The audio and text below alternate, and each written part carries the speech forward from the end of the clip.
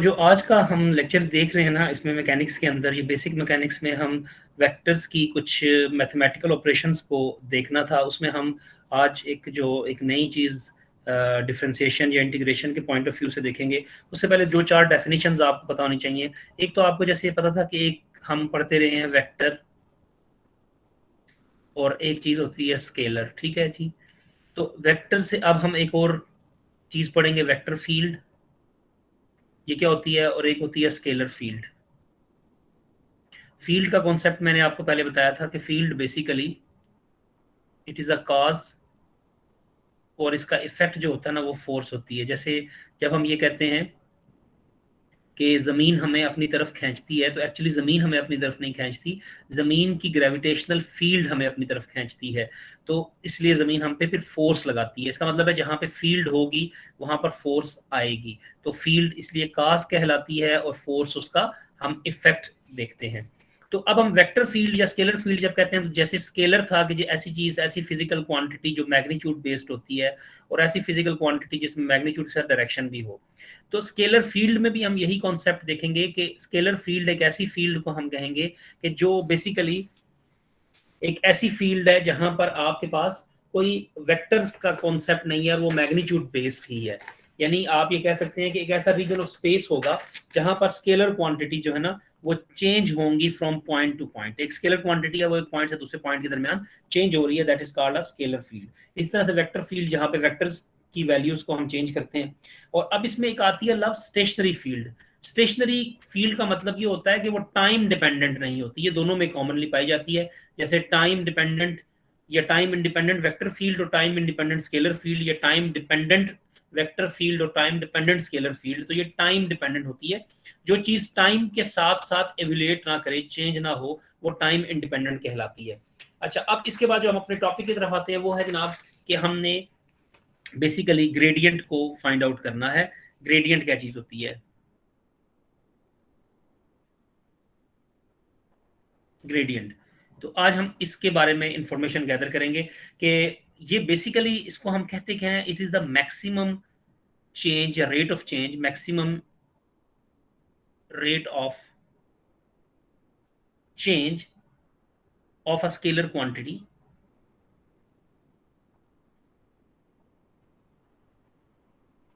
of a scalar quantity in a certain direction. अब आपको यहां से बात समझ आ जाएगी कि जब हमने ये कहा कि मैक्सिमम चेंज मालूम किया हमने किसी स्केलर क्वांटिटी का एक सर्टन डायरेक्शन में, तो ये बात समझ आ जाती है। जब स्केलर क्वांटिटी को हम डायरेक्शन दे दें तो वो एक वेक्टर फॉर्म आ जाता है। तो इसका मतलब है कि ग्रेडियंट कोई वेक्टर होगा। इसको हम बाद में भी थोड़ी देर में देख लेंगे। इसके लिए एक छोटा सा हम काम करते हैं कि लेट से ये फिगर यहाँ पे ना आपने थोड़ी अंडरस्टैंड करनी है कि लेट से यहाँ पे कोई चीज़ पड़ी हुई है, लेट से कोई चार्ज है, या आप कह सकते हैं कि कोई पोटेंशियल है, या आप कह लें कोई डेंसिटी है, टेम्परेचर है, कोई चीज़ भी है। यानी एक कोई चीज़ है, डेंसिटी है किसी चीज़ की, मैस डेंसिटी है, टेम्परेचर है, या चार्ज पड़ा हुआ है। इससे कुछ डिस्टेंस के ऊपर हम यहाँ पर इसकी वैल्यू को देखते हैं कि लेट से ये एक रीजन ए है, और एक उसके बाद कुछ दूर जाकर हम एक और रीजन देखते हैं इसका बी। इन दो रीजन्स के ऊपर ये पॉइंट जो है ना, यहाँ से अगर हम इसको स्ट्रेट लाइन ड्रॉ करें तो ये पॉइंट लेट से एक्स कहलाता है।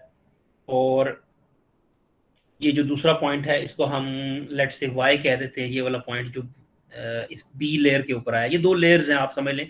इस चार्ज का या डेंसिटी का या टेम्परेचर का या कुछ भी ऐसी क्वांटिटी जो कि एक स्केलर क्वांटिटी है, इसका इफेक्ट ए पे हमने नोट किया और फिर बी पे नोट किया। ये जो स्ट्रेट लाइन हमने ड्रॉ की है ना, इसको हमने कह दिया दैट इज एक्स वाई। अब एक हम इससे थोड़ा सा डेविएट करते हैं और हम डाउनवर्ड यहाँ पर इस जगह पर एक और पॉइंट डाउनलोड करते हैं, that is our let's say W point. तो ये जो डिस्टेंस है ना डी, इसको हम डी एन कहते हैं, यानी एक्स से लेकर वाई तक के डिस्टेंस को डी एन। और ये जो डिस्टेंस है डी एक्स से लेकर डब्ल्यू तक, that is called D of R. ठीक है जी। अब अगर आप इसके दरमियान देखें तो ये एंगल एक डेवलप हो रहा है थीटा एंगल, क्योंकि ये हमारा बेस लाइन है तो ये बेस है।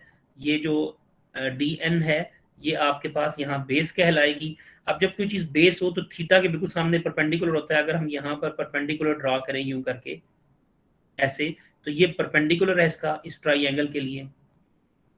और अब ये जो बीच में ना यहाँ पे लेट से वैल्यूज चेंज हो रही हैं इसकी, जो ये हमारे पास स्केलर क्वांटिटी है, ए पॉइंट पर ये जो भी कोई क्वांटिटी है, चार्ज है, डेंसिटी है, टेम्परेचर है, इसकी जो वैल्यू है ना, लेट से वो यू थी। तो जब हम बी पॉइंट पे पहुंचे हैं तो इसकी जो वैल्यू है वो यू में चेंज आ चुका है, that is delta of you, यानी यू में जो चेंज आया that is delta of you. तो ये हमने एक फिगर सा अपने लिए मेंटेन किया है। अब हम इसमें देखना चाहते हैं कि जो हमने जो भी ये यू है, जो कुछ भी टेम्परेचर हो सकता है, डेंसिटी हो सकता है, चार्ज हो सकता है, कुछ भी चीज हो सकती है, तो इसका डी एन अगर हम देखेंगे तो ये बनेगा ना D U by D N. और अगर हम डी यू का with respect to R change देखना चाहें तो वो क्या होगा, यानी असल हमारा काम जो है डी यू का डी चार्ज हमने फाइंड आउट करना है। तो मैं यहाँ पे अगर इसको लिखूं कि D U by D R is, अगर मैं इसको तोड़ के लिखूं तो D U by let's say D N और D N by D R, यानी मैंने एन और एन जो है ना ऊपर नीचे इसके साथ एन और एन मल्टीप्लाई कर दिए। मैं इसको मालूम करना चाहता था, तो मेरे पास दो पार्ट्स बन चुके हैं ये, एक D U by D N और एक multiplied by D N by D R. D N by D R is base over hypotenuse. Base over hypotenuse जो है ना हमेशा क्या कहलाता है, कॉज ऑफ थीटा। सो इसका मतलब है कि जो D U over D R है, it is actually D U over D N into cos of theta, क्योंकि D N by D R जो है वो हमने कॉज ऑफ थीटा कह दिया था। अच्छा, अब आपसे अगर कोई बंदा पूछे कि D U by D are की मैक्सिमम वैल्यू जो है वो क्या होगी, तो आप बगैर देखे इसको बता सकते हैं कि D U by D are की मैक्सिमम वैल्यू उस वक्त मैक्सिमम होगी जब कॉज ऑफ थीटा की वैल्यू वन होगी, क्योंकि आपको पता है ये कॉज पे डिपेंड कर रहा है। तो इसका मतलब है कि जब कॉज ऑफ थीटा की वैल्यू वन हो जाएगी तो उस वक्त हम कह सकते हैं कि ये मैक्सिमम वैल्यू हमें यहाँ पे प्लेस करेगा, या मैक्सिमम वैल्यू हमें देगा। अब कॉज ऑफ थीटा की जो मैक्सिमम वैल्यू है, यानी कॉज थीटा की मैक्सिमम वैल्यू वन है, इसका मतलब है कि थीटा जो है उसकी वैल्यू क्या होनी चाहिए, जीरो, क्योंकि कॉज जीरो पर, 0 डिग्री पर वन होता है। इसका मतलब ये हुआ कि जो जो प्रीवियस स्लाइड में हमने देखा कि ये जो थीटा की वैल्यू जीरो करने का मतलब है कि आपका ये डब्ल्यू पॉइंट वाई को अप्रोच करे और ये स्ट्रेट लाइन में इस डायरेक्शन के अंदर जब ये मूव करेगा, ये पॉइंट एक्स से लेकर वाई की तरफ, तो मैक्सिमम चेंज आप ऑब्जर्व करेंगे। अब जब मैक्सिमम चेंज आप ऑब्जर्व करेंगे तो इसको फिर हमने क्या कह दिया कि ये जो D U by D R है ये बेसिकली है, क्योंकि देखे ना ये स्पेस पार्ट है, ये आर, आर का मतलब होता है एक्स, वाई या जेड, किसी डायरेक्शन में भी, ठीक है। और u कोई एनी फंक्शन था, एनी स्केलर फंक्शन था, उसको हमने स्पेस के रिस्पेक्टिवली डेरिवेटिव लिया है, ठीक है। तो जब इस तरह का स्पेस डिपेंडेंट डेरिवेटिव आ जाएगा तो इसको फिर हम लिखेंगे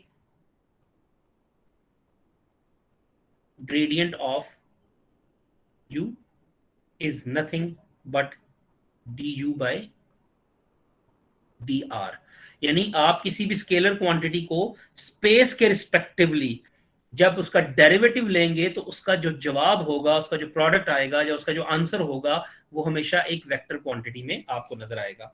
अब इसी को ना हम अप्लाई करते हैं इसकी फिजिकल इंटरप्रिटेशन के लिए इस टॉपिक की, कि ये हम अगर फिजिकली अगर हमें अंडरस्टैंड करना पड़े तो हम इसको कैसे देखेंगे। तो कार्टेशियन कोऑर्डिनेट्स यानी एक्स, वाई और जेड कोऑर्डिनेट्स हमारे पास होते हैं, तो इनके मुताबिक हम ग्रेडियंट ऑफ यू, अभी हमने पढ़ा है कि वो किसके बराबर है, D U by D are, या डी एन सॉरी, क्योंकि और इनटू एन यूनिट वेक्टर, वो जो भी हमने यहाँ पे कॉस ऑफ थीटा लिखा था ना और उसकी मैक्सिमम वैल्यू को हमने वन किया था। अगर हम इस ग्रेडियंट ऑफ यू को का डॉट प्रोडक्ट लें किसी भी स्पेस एलिमेंट के साथ, तो ये बनेगा D U by D R, D U by D N sorry, N unit vector multi dot product of D of R, ठीक है, जो कि हम लेके आ रहे हैं। अब जब इसको हम थोड़ा सा स्ट्रेट वे में जब लिखते हैं D U by D N, तो ये बन जाएगा एन का मॉड डी आर का मॉड और साथ हम लिखेंगे कॉज ऑफ थीटा, यानी कि ए डॉट बी लिखा हुआ है तो ए मैग्नीट्यूड, बी मैग्नीट्यूड और कॉज ऑफ थीटा हमने यहाँ पे प्लेस कर दिया। अब आपको पता है कि D U by D N, N की वैल्यू तो आपको पता है कि ये यूनिट वेक्टर है, वन हो जाएगी, D R cos of theta को हम कह नहीं रहे थे D N by D R,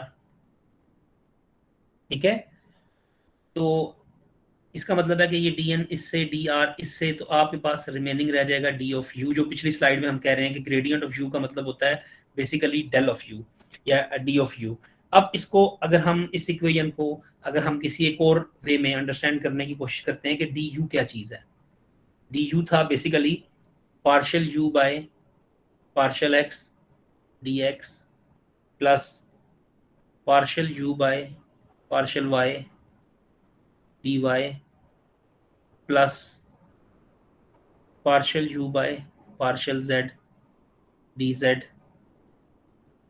का dot product D X I D Y J और प्लस डी जेड के। ये हमने आर को लिख दिया, ठीक है।